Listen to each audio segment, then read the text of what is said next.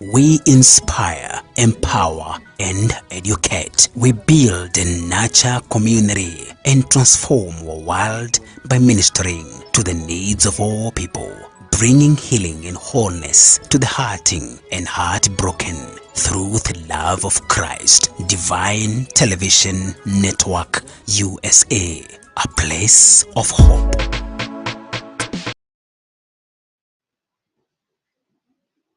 Shalom, shalom, shalom, and welcome to Divine Television Network once again this blessed Tuesday. And I know that God has blessed you and God has kept you. I want to bless the name of Jesus for you have made it to this place. You have chosen the best. Just as Jesus said to Mary, you have chosen the best, for you have chosen to sit at the feet of Jesus and learn together with him. So this is another time that God has inspired us with another word that we want to share together. We want to pray that the Holy Spirit will lead us, that the Holy Spirit will guide us. My name is Teacher Masai, and this is Gospel Lane here on Divine Television Network USA. You can subscribe to our YouTube channel, which is Evangelist Sarah Mbogo Ministries on YouTube. You can also follow us here on Facebook. For you who is joining us from any other place, may God bless you so much. If you're joining in together with your family, pass our regards and pass our greetings to them. And also share with us where you are watching us from. And I know that God will bless us even as we know how far and wide God is taking us in the mighty name of Jesus. So this is a blessed Tuesday that the Lord has given unto us, and I know he has prepared much more for us. Allow me to say a special gratitude and thanks for those ones who consistently support us in this particular ministry, either through your prayers, through your joining in, through sharing, and you also who bless us and through your giving. And I want to pray that God will increase you. Whatever you have sacrificed, the time you have sacrificed, your space on the social media platform you've sacrificed for this, your finances that you've sacrificed for the work of the kingdom, we want to pray that God will enlarge you, God will enrich you, and he will take you further and further. So today we want to learn about something very special, and I know all of us need it. We all need provision. So we shall study a little about the supernatural provision of God, the nature of his supernatural provision. I know we know, but the Bible says that remind them even if they know. So allow me to pray with you so that we can continue together in the name of Jesus Christ. Father, I thank you and I bless your name, for you have granted us yet another time, another moment to sit at your feet. We want to pray that our hearts, O God, will be receptive to your word, that our minds will be able to understand, that our spirit will be able to be activated by the word of God that you are sending this particular moment in time. To bless your name, O God, for the people that you will turn their lives around, O God, for their families and in the things that they are doing.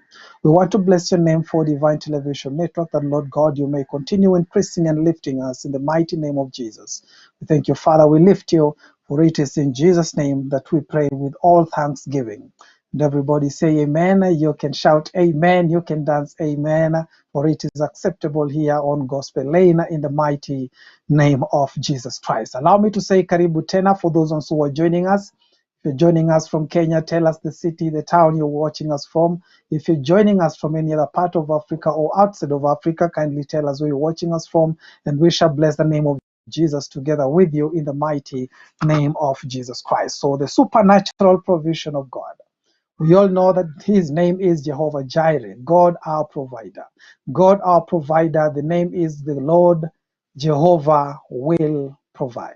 God will always provide for us, and I know many of us have testimonies of the supernatural provision of God.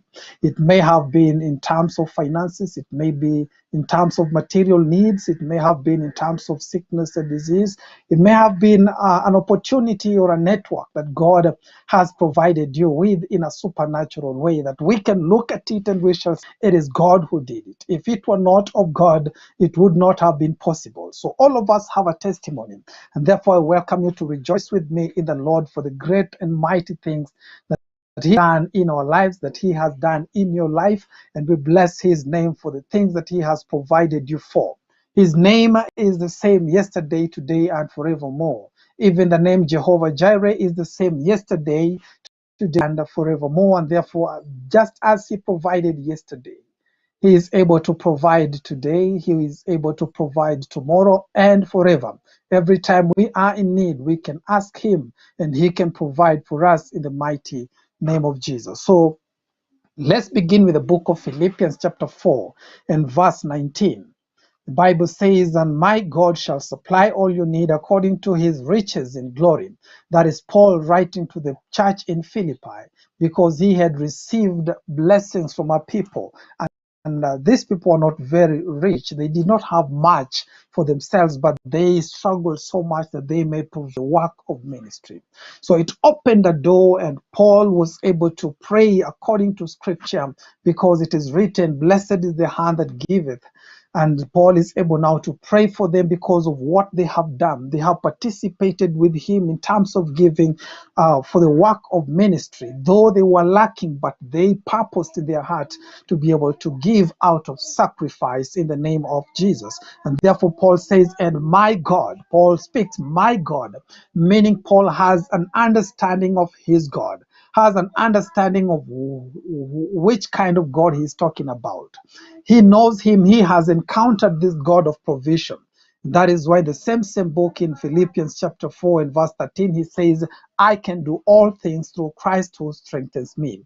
Whether I abound or whether I lack, whether I am a city or whether I have, whether my pockets are empty or my pockets are full, whether I have food on my table or I don't have food on my table. There is a confidence that Paul had, and he said, I can do all things through Christ who gives me strength, because he understands that this is a God who provides. And he never fails. Sometimes he provides at the 11th hour. Sometimes he provides well in advance, but he still provides because he is Jehovah Jireh and he will not change. His name is the same. He will provide for us. So that particular relationship with God gives you the confidence of knowing that indeed my God will provide in the name of Jesus. But there is something that we want to pick out of this, because we're going to run with it until the end of this particular session that we're in. He says, my God shall supply all your need, not one, not two, but God will supply all your need, not your wants, but all your needs, the things you are in need of. Sometimes the things we need, and we may not know that we need them, but God knows exactly what we need, and he provides and supplies for that. So God's grace supplies for us everything that we need, and this is the most important point, according to his riches in glory. He doesn't just provide according to the world system. He provides according to his riches in glory. Allow me to remind us that God does not need anything to provide for you. He doesn't need anything around him to be able to provide for you. He just needs himself. He needs his word. He needs the Spirit, and he is able to provide. And we are going to look at that because it is about the supernatural provision of God. He needs nothing to provide for us. He doesn't need a bank account. He doesn't need land to till. He doesn't need seasons. He doesn't need anything, because he's a supernatural God who can provide supernaturally for all of us. And it is my prayer that by the end of this particular session, God will open a door for you. God will open a door for me, open a door for us, and provide in ways that man cannot understand, because his ways are higher than our ways. The power that worked in him, when he worked that power right in the book of Genesis, when there was chaos, where there was darkness, where there was nothing formless, everything was formless and chaotic, and there was darkness all over, God was able to speak and provided. That same power is still with our God. He is the same God of Genesis chapter 1. He can speak out of nothing. He can provide out of nothing. And we have many compelling stories in the Bible where God provided through places that never seemed to be possible for provision to come by. He can provide, like in Genesis 26, he provided for Isaac, who farmed in a land. He interfered with his life, told him to remain in that particular land instead of moving to another land, and he farmed in a desert, and he reaped 100-fold. The harvest was a provision of God, a supernatural provision of God. Reminds me of the story of Pastor, he's called Pastor Angus Buchan in South Africa, who has this story where he it's a testimony. I don't want to call it a story. It's a testimony where he planted potatoes in a desert and he was able to reap 100-fold within the same desert. He planted in the desert and reaped in the desert 100-fold. This same God of Isaac worked in this man of God called Angus Buchan, who is alive even today. He can work for you. Our God can provide supernaturally because he is a supernatural God. He is the creator of everything. And that is why we call his name Jehovah Jireh, the God who will provide. Not just provide anything, he is provision by himself in the name of Jesus Christ. So there are few ways that God provides, and we are going to look at them through the scripture. It is not like it is in the hierarchy of how it happens, but here are some. I know God provides in many ways, but I've tried to put them in 4 ways which God provides. The kind that God gives unto us. One, God can give to compensate what we have given to him. The Bible says, give and it shall be given back to you. We're going to dig right deep into that one. Then God can also give out of compassion. He may look at the people and give because of compassion, because he makes his rain fall both to the just and to the unjust. God can also give out of a covenant. Is a covenant kind of provision. God can provide, and that way he provides not only for us, he provides for himself, for the work of the kingdom. He provides for himself in the name of Jesus. Then he can also give because he consents our prayer. He accepts our prayer. He answers our prayer out of consent of the prayers that we have made. God can also provide in the name of Jesus. But before we look into it, allow me to say there are 2 ways that we look at God's provision. You who is watching, me who is preaching, all of us have 2 ways to look at God's provision. And most of the time when things have become so tough, we resort to the first way of looking at God's provision. Remember, we say he can provide according to his riches in glory, not according to the system of the world. So here are 2 perceptions that work when it comes to God's provision. Number 1, the earthly and the visible perception. I believe it when I see it. So most of the time when we have not seen it, we don't believe the provision will come. We want to think about what will happen. We want to think, and when we look at the story that you're going to look at these 2 perceptions. They are all over. Men of God did it. The disciples of Jesus had this perception. Today, as we are talking, we have this perception. We will talk about the economy. We will talk about our lack. We will talk about our bank accounts. We'll talk about everything that would hinder us for actually receiving it. And that is the transaction of silver and gold and worldly system. But the second perception of this kind of God's provision is the heavenly spiritual perception, where we have to perceive it by faith, where we decide to walk by faith and not by sight. It is the faith system. The transaction is faith in God, nothing else. Faith in God, faith and obedience in God, and that is the transaction that is needed. We don't need silver, we don't need gold. And many a times we forget this part. And I'm praying to God that he may stir up our spirit to be able to look at everything with a perception of faith and obedience in God, and allow him to do what he wants to do in the name of Jesus Christ. The book of Numbers, chapter 11, verse 21 to 23. This is a story I heard on Sunday, and our Bishop Samson was teaching about the same story.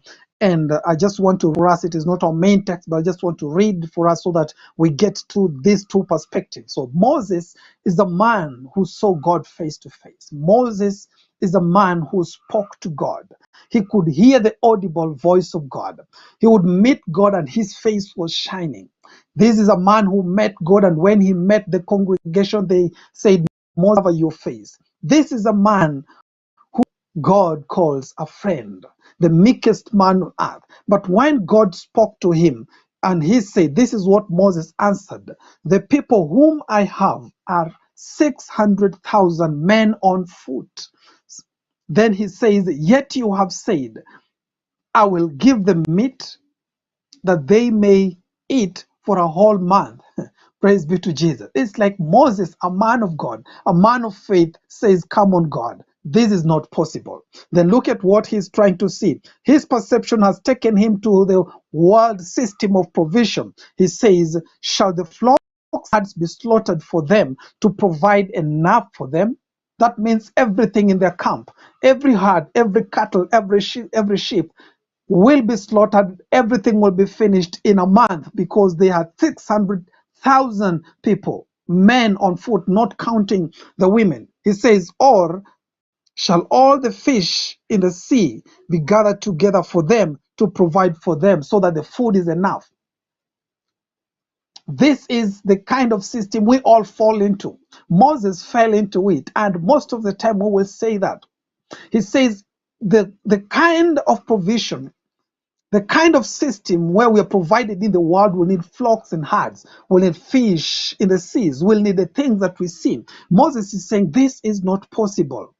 We will drain the lakes and the rivers and the seas of all their fish for us to be able to feed these men. But this is God now speaking to Moses, and he says, has the Lord's arm be shortened? Now you shall see whether let me repeat that again. Has the Lord's arm been shortened? Now you shall see whether what I say will happen or not. God is saying, test and see and find that I am good. Test and see that the Lord is good. God is saying, I will do it because I have said it, not because of the systems of the world, but I have said it. If I said I will feed them, I will feed them, and I will not need the fishes of the sea, not need all the cattle and the herds. He says, I will according to my riches in glory. And when we continue reading the story and many other miraculous provisions in the book of Exodus and Numbers, and we'll read them, we realize that God provided manna, provided fish that was around a foot deep. See, God can provide that much because he is a supernatural God. Let us not limit him to the herds of cattle. Let us not limit him to the fish in the sea. Today we may not have the fish and the herds of cattle, but we may limit him according to the bank account. We may limit him according to the forex exchange. We may limit him according to what is in our pockets, but our God will provide so that the man of God may only need to access, believe and access what God has provided already in the mighty name of Jesus. It is possible in them. It is possible. I know many countries are facing recession right now, but God is able to provide. I know many economies are suffering and are fast stretched, but God is able to provide. And that is my prayer, that God will provide for you supernaturally in the mighty name of Jesus. So the first way of provision that God provides for man is out of compassion. And remember, this may be the most general way that God provides for anyone, because out of compassion, he provides for everyone. In the book of Matthew chapter 14 and verse 14, he says, and when Jesus went out and saw the great multitude, he was moved with compassion for them and healed their sick. Praise be to God. Now, Jesus saw them, saw their need, felt their need, and decided to meet their need inside of himself.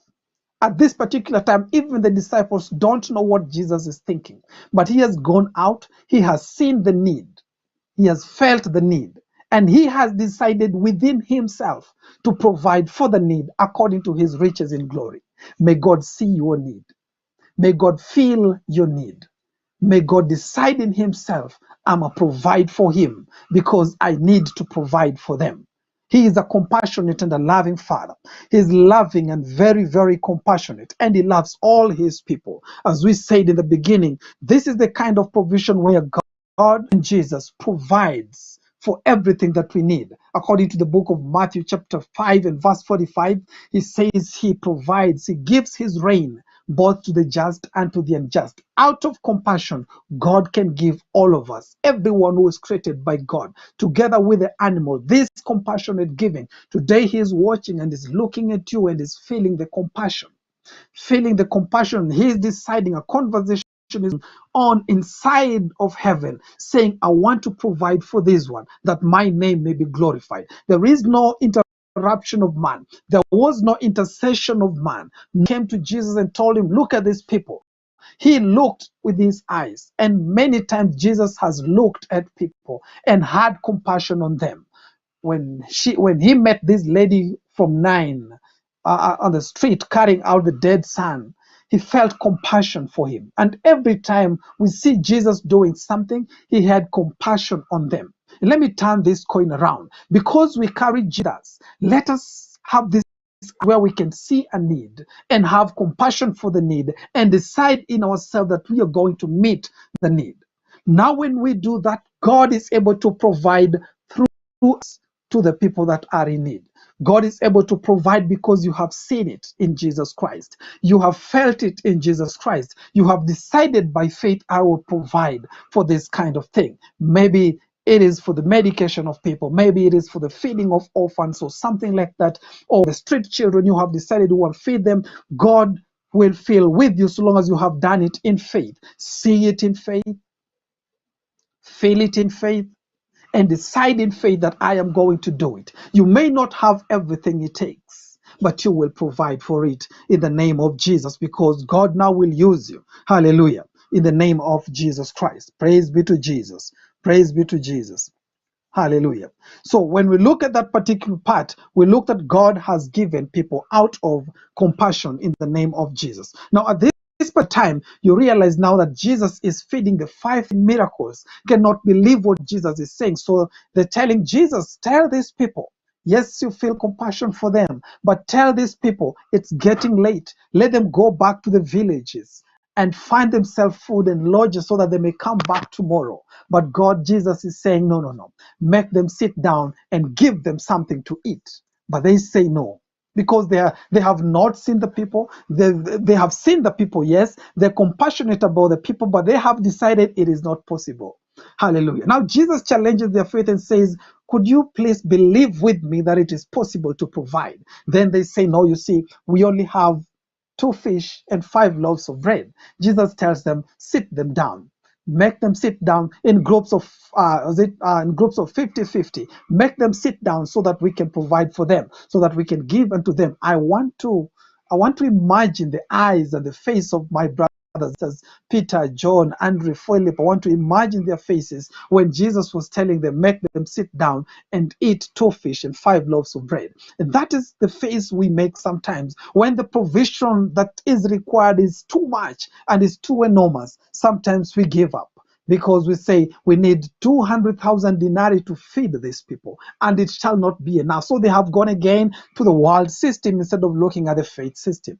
Jesus is calling us today to look at the faith system. As much as he's compassionate, as much as he feels the need and decided in himself that he wants to do it, let us also join and be co-workers with him so that we can feel the compassion in the mighty name of Jesus. When we do that, remember, it was provided for the 5,000 people. They ate, they were full, and 12 basketfuls were remaining. And Jesus reminds them, please don't waste even that one. Keep it in the name of Jesus. Just collect everything and keep it so that we don't waste anything. What I'm trying to say is, even the disciples of Jesus, after God has had compassion, we are looking at the men and women in our semi-arid and semi-arid areas in the northern part of Kenya. In Garissa, we see people dying of hunger. And we have various avenues where we can feed these people. We have various avenues. We have Safaricom. We have other places. You can donate even 50 shillings. You can see the need, feel the need, and decide in your heart that every day I will be providing 50 shillings towards the same. When we believe that, then God will back us up, because we have partnered with him in the compassion ministry, in how he wants to provide for his people out of compassion. Now we are not going to think they are Muslims. We're not going to think, oh, they are heathens. We're not going to think, oh, they're another tribe. We're not going to think about, oh, they are another race. We're just going to do it out of compassion, loving each and every person. They're dirty on the street. Test in your heart and see that when you have decided to do that, you will go out and God will provide for you in the name of Jesus Christ. In the name of Jesus Christ, God is able to provide in the name of Jesus Christ. So, compassion. The other way that God gives unto his people is through the consent of our prayers. When he consents to our prayers, that means we as believers. Now, this is the second part we've been talking about. You see the need, you feel the need, and you pray about the need in faith, so that when you go out, it is not about your flesh. It is God who gives you now the strategy on how to give. The Bible says in the book of Matthew 7:7, a very simple verse that we normally read: ask and it shall be given to you. Seek and you shall find. Knock and it shall be opened to you. For whoever asks receives. Hallelujah.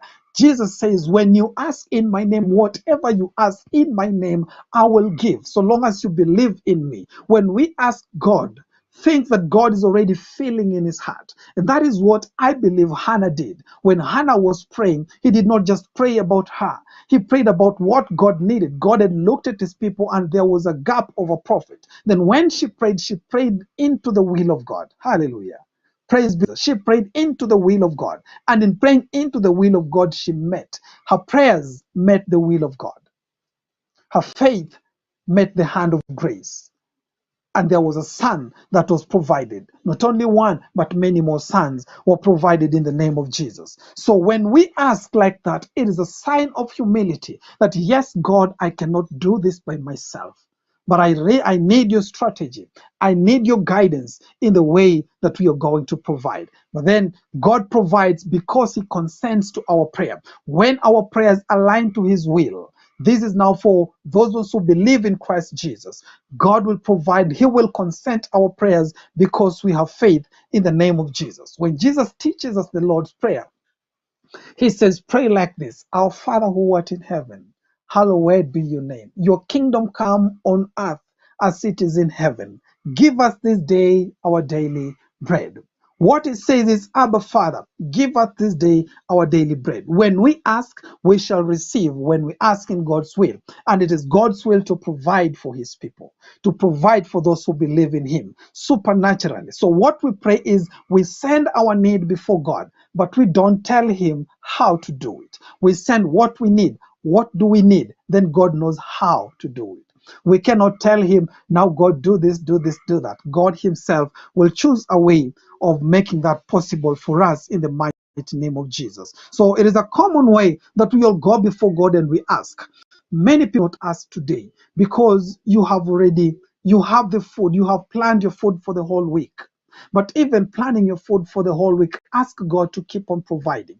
Maybe you need finances, you know you will go to work, but ask God. When I say this, I want us to believe one thing, that our salaries are not our source of income. It is God who is the source of everything that we have. So that when we go out there to work, we know that God is the source. He is the provider of that salary. Many people have gone to their banks and found there was nothing. But God provides and protects the supply that we've gotten out of the sweat of our brows in the name of Jesus. So God continues to supply out of consent. He provides out of consent because he hears our prayers and he answers our prayers in the name of Jesus Christ, in the name of Jesus. In the book of 2 Kings, this is a story. Book of 2 Kings, when you read chapter 6, verse 24, 7, the famine was too much until two ladies decided that we want to eat our children. So they ate the child of the first woman. Then when the second woman comes here and says, now let us cook your son that we may eat also. I want us to look at the depth of this famine. The depth of this famine. It was too much. And this other woman said, no, we cannot do this. So it was a lie, it was kind of betrayal. Then they cried to the king, only to realize that even the king is fasting. Yes, he has his robes, but within him is fasting. So from the king to the pauper, from the palace to the street, everyone is suffering and is feeling the pangs of this hunger. Then you realize that this particular time people ate the donkey's head and pigeon's dung. That is severe. Then they went to the man of God, and the man of God says, thinking the world system says like this, and normally I love to read what this man said. He is the one who's supposed to be the chief advisor to the king, and he says, so an officer on whose hand the king leaned answered the man of God and said, look, if the Lord would make windows in heaven, could this thing be? Hallelujah. And the man of God said, in fact, you shall see it with your eyes, but you shall not eat of it. Hallelujah. So this man has looked and he says, if God opened the windows of heaven, will this even be possible? In other words, he says it's far more beyond possibility that this is going to happen. But God says, I'm doing it because I have said it. I have consented to the prayer and I am going to make it happen. He has looked at the people, has consented to the prayer when they went to the king and he said, this is going to happen. And for truth, it did happen. This man saw with his eyes, but he was trampled at the gate. He did not eat of it. It teaches us we must have faith. When God has asked, for example, you've gone to ask God for something and God tells you, communicates with your spirit that he is going to do it, believe it. Believe it that he will provide because he is God and we are not. The other way that he provides for us, he provides us out of compensation. I'm using this word. It may look like a legal word. It is compensation. He provides for us through compensation. It's a divine exchange. The Bible says in Luke 6:38, give and it shall be given to you. Good measure pressed down, shaken together and running over will be put into your bosom. For with the same measure that you use, it will be measured back to you. What we give will be given back to us. Proverbs 19 verse 17, he says, he who has poor lends to the Lord, and he will pay back what he has given. Whatever you give to God is not in vain. God will always return 30, 60, and 100. God compensates what we have given unto him. And many people in the Bible gave to God and they were compensated. They were given back. Many people, talking about Hannah, gave out his son and many more were given to him. Talk about the widow at Serephat in the book of First Kings, who Elijah went to, gave out the last meal that she had, and God gave her to feed, comfort of feeding and peace in feeding for 3.5 years, because whatever you give God, the little that you give God, God gives much back unto us. Why? Because he's a God who is not a debtor of anyone. He's a God who gives back what we have given. And he loves it when we do it with a cheerful heart. He loves it when we give it with faith. We're giving it unto him and God will give it back to us. There is no man who has lent to God and God has failed to repay him. Every time you're lending to God, God will give it to you. Remember now, we have talked about compassion. We have talked about praying and asking. But now we are asking us to go to a deeper and a higher level where we can say, God, I am giving this to you. I am giving this to you and God will give it back. A time where we can sacrifice what we're giving to God so that God can give it back to us. Not just because of that, but we have faith that God will give it unto us. The Bible says that cast your bread upon many waters, and after many days they will come back to you. Don't not just once, but continuously sow. Continuously sowing, continuously going out in tears, you will reap in joy. God is not a liar. Whatever you've given to him, God will give it back to you, because his kind of giving, he can give us out of compensation. What we have given out, he gives us 100-fold. Whatever you have left, remember in the book of Matthew, he says, for those who have left land, wives, mothers, and fathers, this is a principle that I will give back 100-fold. God is faithful, who has said he will give back, and he will always give back in the mighty name of Jesus. And the last way that God deals with this provision, the last way that we are saying, there are many ways, but here are 4 that we have discussed of provision or of a covenant. He provides because of a covenant, and this is to test our stewardship. Remember, I said this, when God gives because of a covenant, it is him who provides for the sacrifice of the covenant. We are custodians of the sacrifice, but God now gives for himself. Hallelujah. And this is the kind of giving that is for sons and stewards, a higher kind of giving where we can transact with God at a covenant level, not just at a faith level, but at a covenant level. It is a test of our stewardship where we can give out everything. And the best story is the story of Isaac being taken when God asks at that age, when he is more than 100+ years, knowing that it is not possible to sire any other heir. And God says, this one whom you called laughter, give him to me, is a test of faith. It is a test of faith. God did not want human sacrifice. He wanted to see the obedience and the faithfulness of the man called Abraham. And this is what the Bible says in Genesis verse 1. Now it came to pass these things that God tested Abraham and said to him, Abraham, and he said, here I am. Praise be to Jesus. Now God calls, and sometimes he tells you, this has happened to me a few times. And just after a prayer session, or maybe after a fellowship, or just walking on the road, and you give it all, and sometimes the world system will keep on whispering in your mind and ask you, how will you survive? How will you have? Because that could be your bus fare. That could be your lunch. That could be livelihood, like the widow with 2 mites. That is everything that you have. You have given it. Like this woman of Serephat gave out everything she had, and she was waiting to die. And God says to Abraham, give him to me. In verse number 8, and Abraham said, when now they are walking with the son towards where God wants them to go, where God has instructed them to go. Now they're walking with the son, and in verse number 8, seen the fire, I have seen the knife, I have seen the wood, but I have not seen the sacrifice. Praise be to Jesus. And Abraham said, my son, God will provide for himself a lamb for the burnt offering. This is the kind of faith that we need to move with. This is the kind of faith that we need to move in. Before that, he had told the servants, we are going with my son to the mountain, but we are coming back.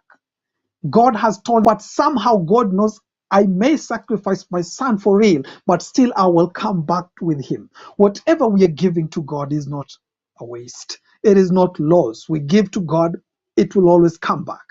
It will always be there. It will always be there in a double portion, in a more glorious way, in the name of Jesus. So he says, God will provide for himself.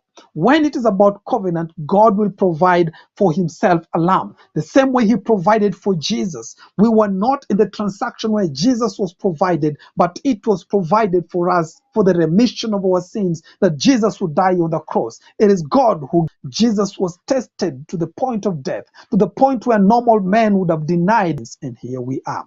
Hallelujah. Praise be to Jesus. At most, this earthly perception will always interfere with us. When we look in the book of Genesis chapter 4, the perception of man always interfered with us. We have one who gave well, another one who did give well. But those ones who gave by faith, they get a commendation from God. Noah, when God wanted to make this covenant now, in the book of Genesis chapter 8 verse 20 and 22, he provided for himself. Samuel was provided by God. When God wants to do, will always provide for himself. What am I saying? At the level of covenant provision, God will always test our stewardship, our faithfulness as stewards in the name of Jesus Christ. It is a test of our faith. Genesis 22 and verse 14. When now God had provided for him the lamb at that very 11th hour, Abraham called the name of that place Jehovah Jireh, the Lord will provide, as it is said to this day, on the mount of the Lord it shall be seen. Hallelujah. God provided, but immediately his testing and he was found faithful, a reward was given unto him. In verse 15, the Bible says, and the angel of the Lord appeared to him again for the second time and said, by myself I have sworn. Now that is God, says the Lord, for because you have done this thing, because you've agreed in this covenant partnership, the Bible says, and have not withheld your son, your only son. Bible says this, that in blessing I will bless you, in multiplying I will multiply you.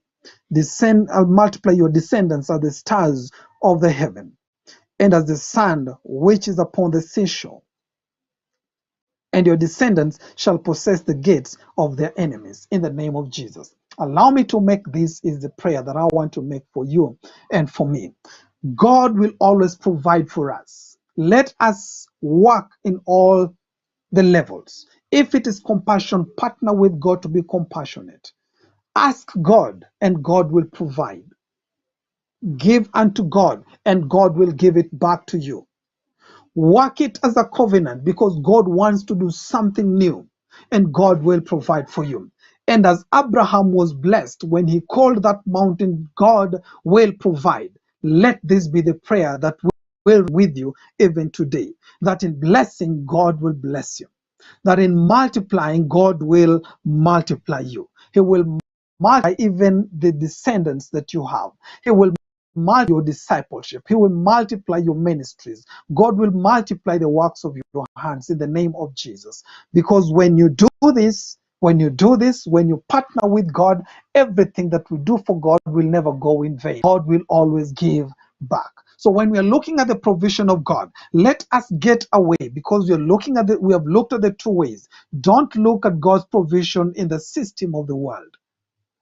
Look at the provision of God from the point of faith. That is from the perception of faith, knowing that God has already decided in his heart that he is going to provide. We're just faithful stewards to make sure that it is manifest on earth to provide in the mighty name of Jesus. And when that happens, God will really increase us and God will multiply us in the name of Jesus. Continue standing with the ministry, continue standing with your local ministry, continue standing with the online ministries, continue standing with the ministers of God, and God will bless you. Even if you're a minister, continue standing with other ministers and God will bless you. When we do this, God will increase everything that we have. Our provision doors will be open. The windows of heaven will be open and God will pour blessing upon us that will not have room for us to keep, because that is the written word of God, even as we pray in the name of Jesus. Father, we thank you, for you are merciful, you're loving, and you are compassionate. Father, we have learned about how you provide, the ways that you provide, many other ways that you can provide. But Holy Spirit, we have learned about this for. Lord, we want to pray that each and every person who is watching tonight, that Father, you're able to provide for them in a supernatural way. And Lord God, I know that we have looked at things in the system of this world, in the economy of this world, in the perception of the defeated ways of this life. But Lord, we repent and we ask, oh God, that you may forgive us. The Lord God, from now on, our eyes will be open and we will see the kingdom perception in ways that you provide, because you have chosen and decided in your heart to be good to us, to provide for us in terms of covenant, in terms of compensating the things that we have done, oh Father, and the work that we have done for the kingdom, and in terms of answering the prayers of your people, and in terms of compassion that you're loving, oh Father. Lord, I pray that you may meet each and every person at the point of their need. Yes, I know that the economies are struggling, but you are able to provide exceedingly and abundantly. Father, Lord, you're able to open ways and enlarge territories. You're able to give ideas into the minds of men that they may be able to be provided for, that they will open channels of provision in their lives, in their families, in their ministries, in the name of Jesus. Father, we pray that you may provide for each and every family in the name of Jesus. Provide for them, oh God, not be happening. But Lord, you will provide for them, and many will see and many will fear. Tonight, Father, I pray that you will provide even for those ones who are lacking out there. The Lord, you will raise an army that will have compassion in their heart to provide for the street children, to provide for the widows and the orphans, to provide for those ones who are suffering with hunger and famine in our country and in other parts of the world. Father, Lord, that you may speak to them in their hearts with a conviction